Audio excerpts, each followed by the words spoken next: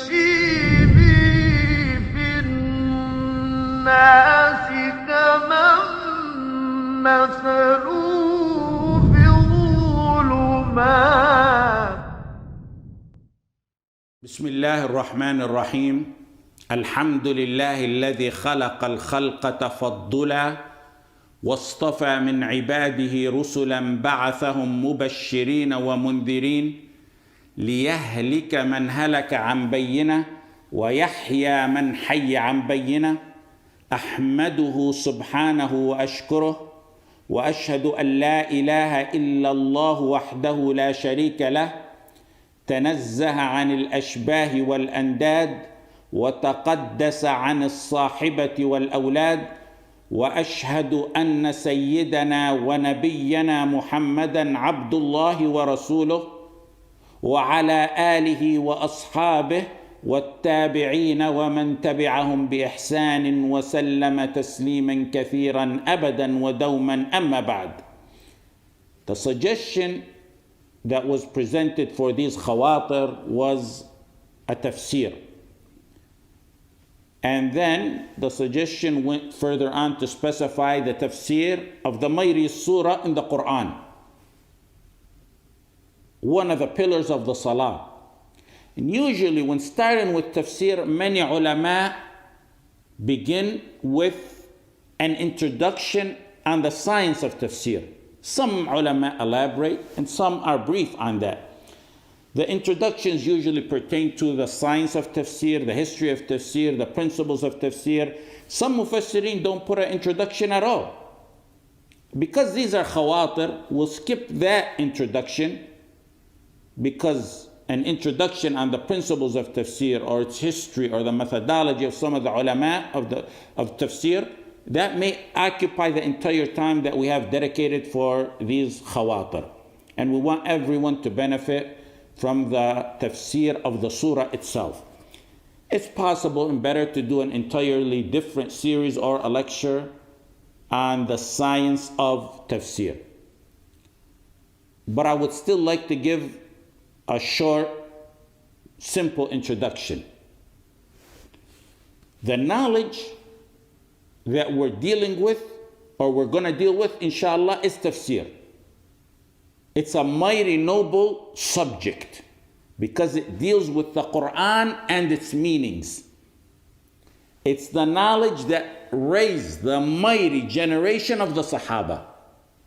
And if we want to raise or see a generation similar to them in their success in the dunya and in the akhirah, we need to raise our children and ourselves on that which they were raised upon. We need to scoop from the same fresh, pure spring they scooped from. The knowledge of tafsir is an essential knowledge, and its comparison to other sciences is like an ocean in comparison with the streams and rivers flowing from it. Someone will say, what about all that emphasis on tawheed? We mentioned tawheed and its importance many times. But that's taken from the Quran, from the tafsir of the Quran. And the sunnah is part of it in that context. وَمَا آتَاكُمُ الرَّسُولُ فَخُذُوهُ. When someone fluent in Arabic recites or listens to the Quran, there's a limited understanding one may attain. But even that, one must make sure that it coincides with the proper tafsir for many reasons. Fitras are tainted. Many who think they know Fusha don't really know it. The terms of the Quran encompass many meanings.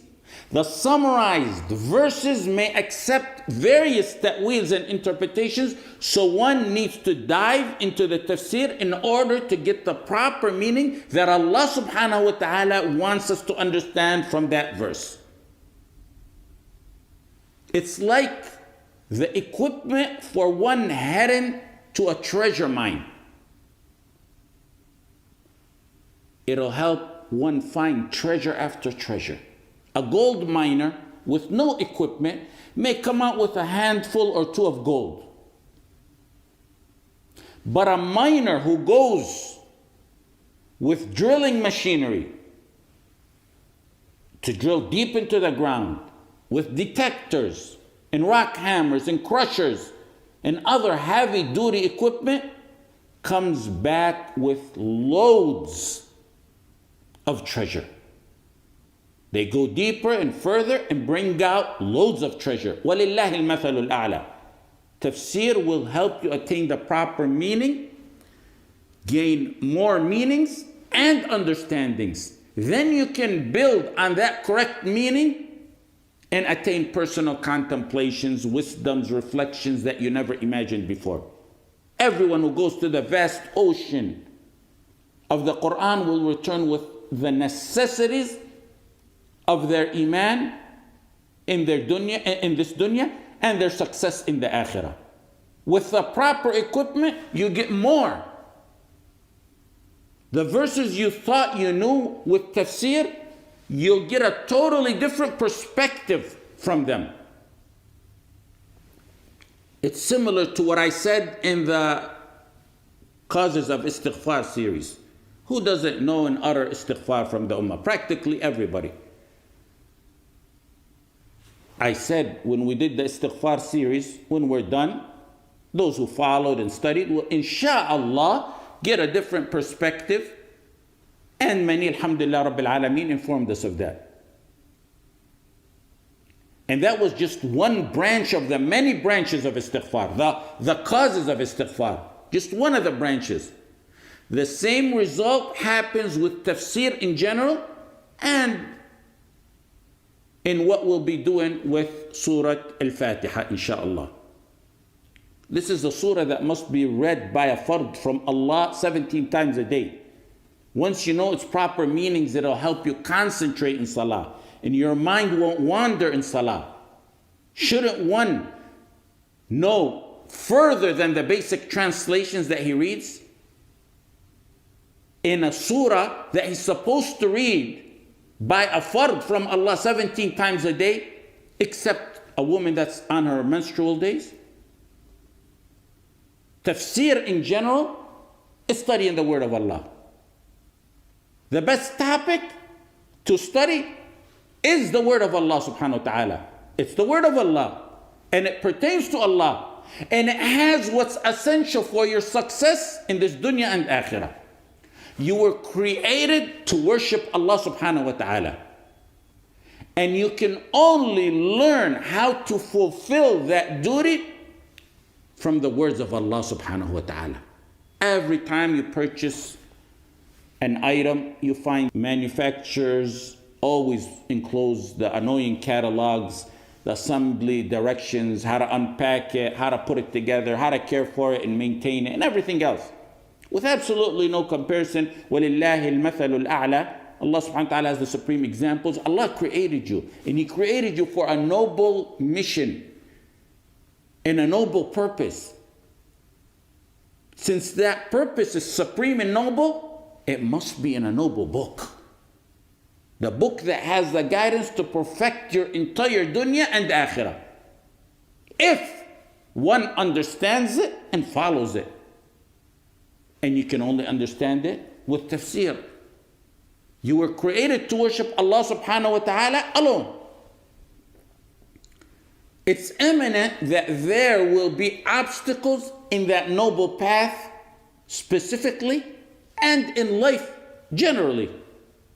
The Quran, by the will of Allah, nourishes a Muslim to maintain resilience, determination, and firmness on the path of worshiping Allah subhanahu wa ta'ala and tawheed. A Muslim, by the will of Allah, will learn and attain from the Quran the spiritual strength and willpower and steadfastness that he needs. The Muslim or da'iyah who wants purity and consistency on his path makes the Quran his subject, consistently reading it, memorizing it, understanding it, learning it, contemplating it, and putting it into practice. Ever passed by a slum neighborhood like the ones in Detroit, for example? You see abandoned, ruined houses. They're ready for demolition. They usually end up becoming a place people dump the waste in. That's like a person without Quran. إن الذي ليس في جوفه شيء من القرآن كالبيت الخرب. A mind and heart without Quran and the understanding of the Quran is like a ruined house. Once the heart and mind are ruined, it's like that abandoned house. It's now open to absorbing the wasteful dump of doomed ideologies.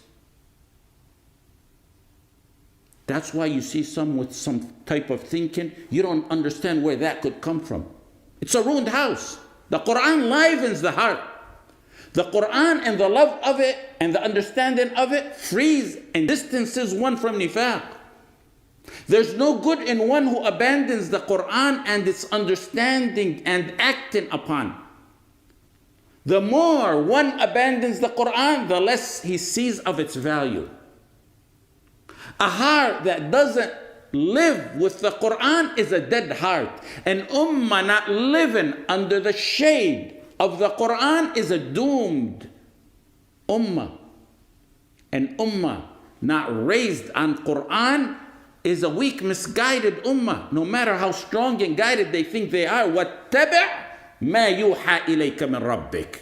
Allah tells His messenger, follow that which was revealed to you.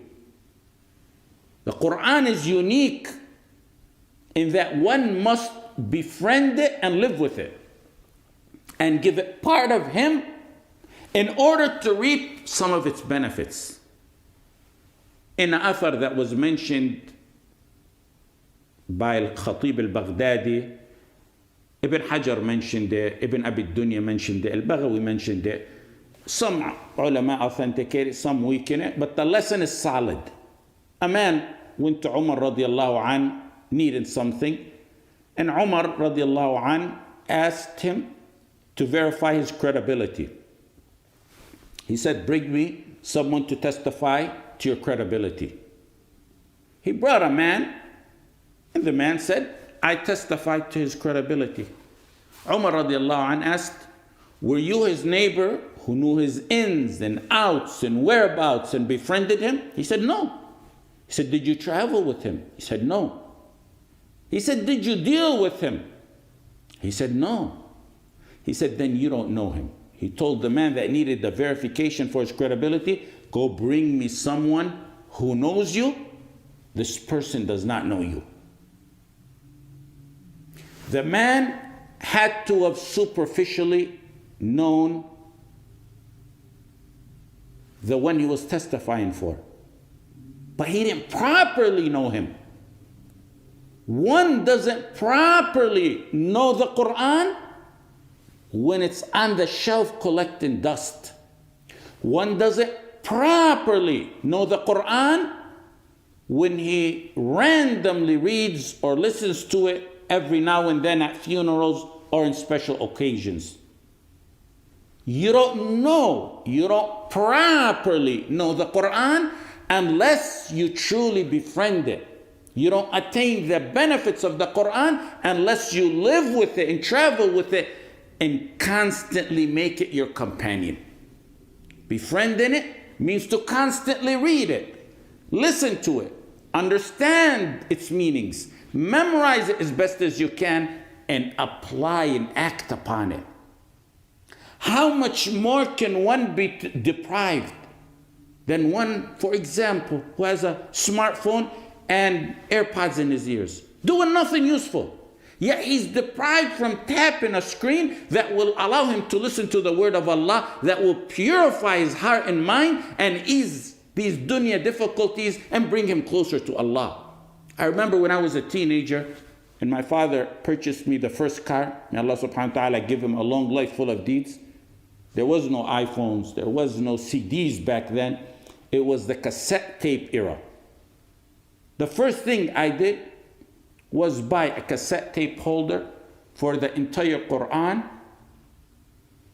and I would play it one tape after another. Tape 1, side A, then flip it to side B. And it was usually back then 30 minutes or 45 minutes each side. Then I put tape number 1 in the holder, take out tape number 2 and play it until I listen to it and start over again. One can simply touch it on his iPhone, yet he doesn't do that. He's deprived. They don't understand how deprived they are from listening to the word of Allah. Many in this ummah are deprived from the word of Allah, from listening to it, reading it, memorizing it, and understanding it, and applying it. So simple to tap a screen, to listen to the word of Allah, yet they're deprived. Attachment to the Quran is tawfiq from Allah.